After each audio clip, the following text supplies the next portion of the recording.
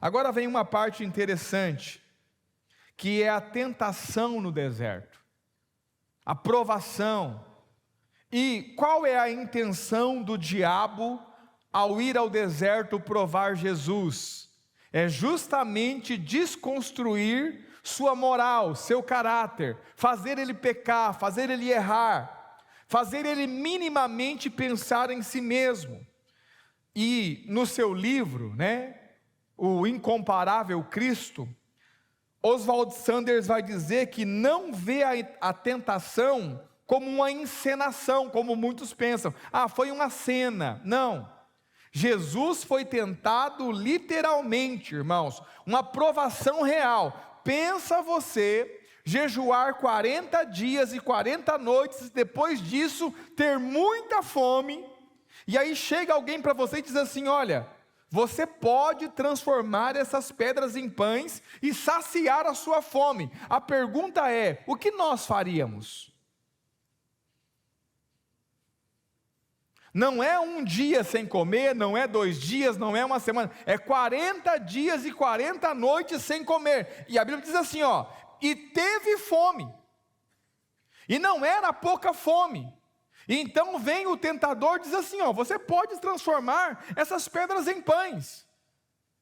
Mas ele diz, está escrito, nem só de pão viverá o homem, mas de toda palavra que sai da boca de Deus. E depois que acabou a tentação, as 3 tentações, e o diabo foi embora, então os anjos de Deus vieram e o serviram.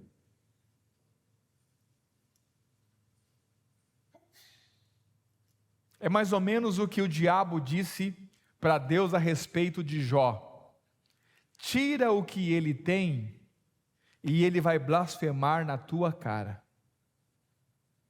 Então Jó perde tudo num dia só, toda a riqueza e os 10 filhos. E aí o diabo volta e Deus ainda tira uma casquinha, fala, viu? Meu servo Jó continua rétego, íntegro, temente a Deus, se desvia do mal. Aí ele diz assim, mas tem uma coisa que não tem como. Toca na sua carne, e tudo que o homem tem, ele dará por sua vida.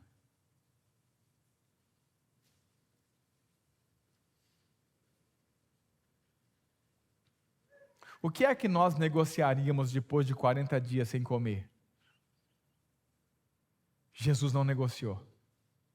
Isso não foi um ensaio, não foi uma peça de teatro, isso foi uma realidade. Mas moralmente, o nosso Cristo é irrepreensível. Quantos estão aí? Ele não tem do que se arrepender. Olha só, irmãos, Cristo sentiu o peso da tentação, sentiu fome, foi tentado ao ser levado ao pináculo do templo, ao alto do monte, mas não havia dentro dele nenhuma afinidade com o pecado. Hebreus capítulo 4, verso de número 15, vai dizer assim, Hebreus capítulo 4, verso de número 15, porque não temos um sumo sacerdote que não possa compadecer-se das nossas fraquezas. Esse é Jesus, o nosso sumo sacerdote. Porém um que, como nós, da mesma forma que nós, em tudo foi tentado, mas sem pecado.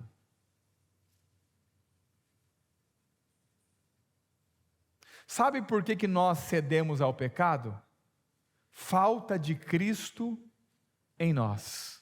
Porque se Cristo vive a nossa vida, irmãos, nós também podemos viver uma vida irrepreensível e moralmente correta. Mas à medida que Cristo não é formado em nós, nós facilmente nos entregaremos ao pecado. Aí nós vamos ouvir aquela famosa frase, eu não tenho força, eu não consigo lutar, é mais forte que eu. De fato, o pecado é mais forte que nós. Nós fomos derrotados pelo pecado no jardim do Éden. Toda a humanidade foi vencida pelo pecado e se fez escrava do pecado no Jardim do Éden. Mas Deus providenciou para nós a libertação do pecado. E qual é a libertação do pecado? Se o Filho vos libertar, verdadeiramente sereis livres. Porque todo aquele que comete pecado é escravo do pecado. Mas se o Filho vos libertar, verdadeiramente sereis livres.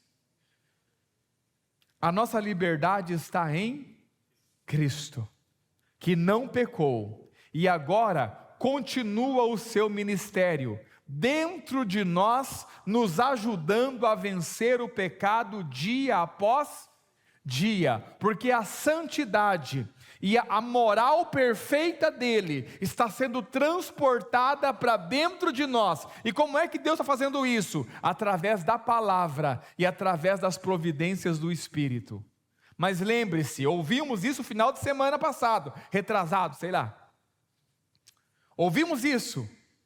Deus só vai operar em nós se Ele ouvir de nós um sim.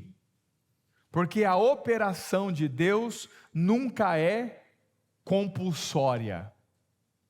Eu estou aqui. Se Deus quiser, é Ele que faça a obra na minha vida. Sabe quando Ele vai fazer? Nunca. Porque Deus não é um Deus que violenta as suas vontades. Precisa haver em você o sim, eu quero. Por isso, irmão, que essa semana, meditando sobre a palavra, boa parte da minha oração foi: Senhor, eu quero. Faz em mim, Senhor. Coloca o teu filho, faz ele aumentar em mim. Aumenta não a minha santidade, mas coloca a santidade de Cristo em mim. Melhora não o meu caráter, não a minha moral, mas coloca a moral irrepreensível de Cristo em mim. Para que eu possa dar testemunho de que de fato Ele vive. Irmãos, como é que nós damos testemunho de que de Cristo vive? Não é falando. Eu escrevi isso essa semana, irmãos. Os princípios espirituais são mais claros quando nós vemos eles aplicados na vida de pessoas. Então você entende o que é caráter quando você encontra alguém com caráter. Você entende o que é santidade quando você encontra alguém com santidade. Porque quando essas coisas tornam-se apenas temas teóricos e acadêmicos dentro da igreja, ou seja, apenas pregação, mas não há manifestação de uma realidade na vida de ninguém, nós ficamos sem baliza. Porque se fala sobre santidade, mas ninguém vive santidade. Se fala sobre amor, mas ninguém vive amor. Se fala sobre cruz, mas ninguém toma cruz. Se fala sobre caráter, mas não encontramos uma referência de caráter. E o Senhor quer mudar isso em nossas vidas, irmãos, a começar por nós. Quantos estão aí? Amém, meus irmãos?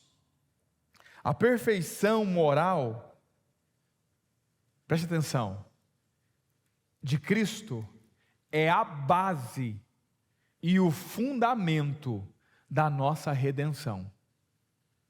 Porque se Cristo pecou, não há salvação.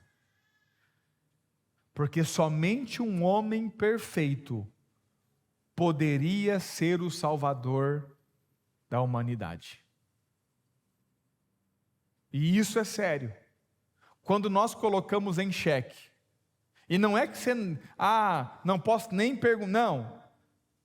Você pode perguntar, você pode vasculhar, você pode fazer como aquele irmão inglês, por 11 anos procurar uma falha no caráter de Jesus, não tem problema.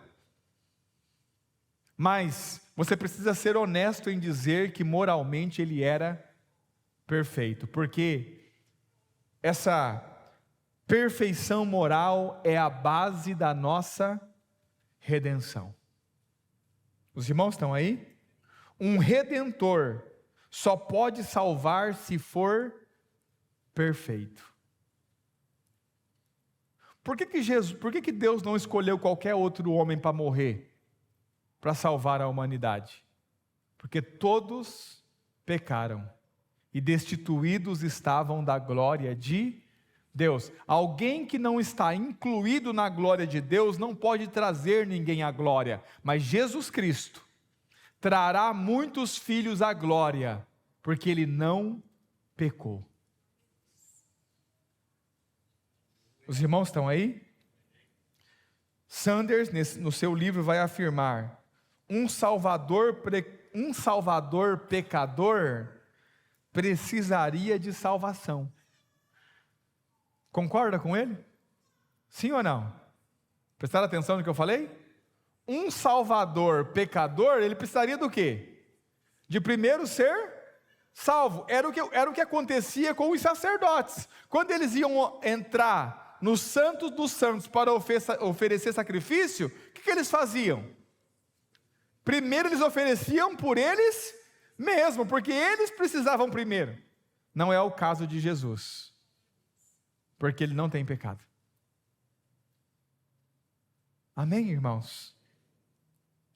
Somente um cordeiro sem mácula pode substituir a outros. 1 Pedro, capítulo 1, verso de número 19. O apóstolo Pedro, escrevendo em sua epístola, na sua primeira epístola, vai dizer assim: mas com o precioso sangue de Cristo. Vamos ler o 18.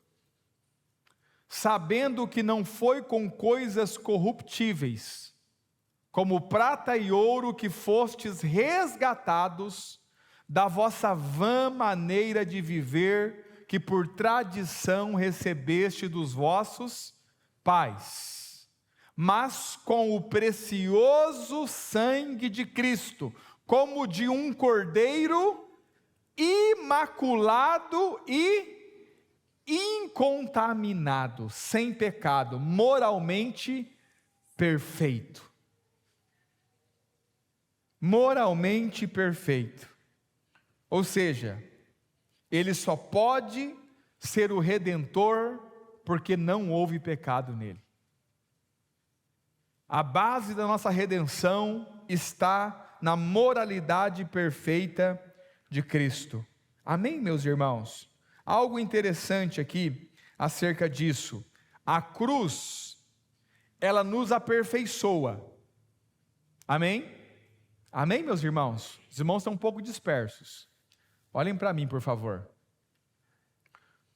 A cruz, ela nos aperfeiçoa. Então, quando nós tomamos a cruz, nós somos aperfeiçoados. Cristo não foi aperfeiçoado pela cruz, porque ele não tinha o que aperfeiçoar. Então, por que ele carregou a cruz? Diga, para quê? Para ser o modelo. Mas, falando de certo modo, falando no modo de aperfeiçoamento, não de salvação, ele carregou a cruz para nos salvar, mas falando acerca de aperfeiçoamento, ele apenas carregou a cruz como um modelo, para que nós também pudéssemos carregar nossa cruz quando olhássemos para ele. Mas Cristo não foi aperfeiçoado pela cruz, porque ele não tinha o que aperfeiçoar, ele não tinha o que melhorar. Os irmãos estão aí, meus irmãos? Cristo não se tornou perfeito ao morrer, ele morreu porque já era perfeito. Cristo não se tornou perfeito para morrer, ele morreu porque já era perfeito. Porque observe, quando Deus pedia no Antigo Testamento as ofertas, como é que Deus pedia?